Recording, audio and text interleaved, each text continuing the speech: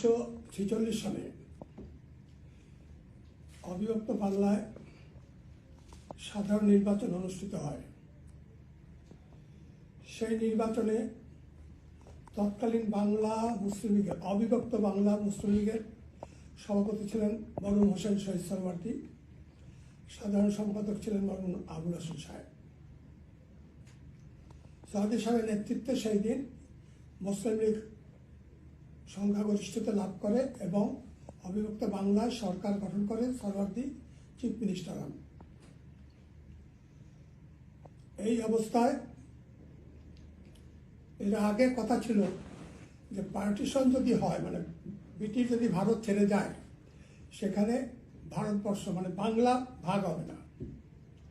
এই ব্যাপারে সবাই রাজি ছিল, কিন্তু হঠাৎ করে যখন বাংলা ভাগের প্রস্তাব আসলো তখন হোসেন সরওয়ার্দী সাহেব তিনি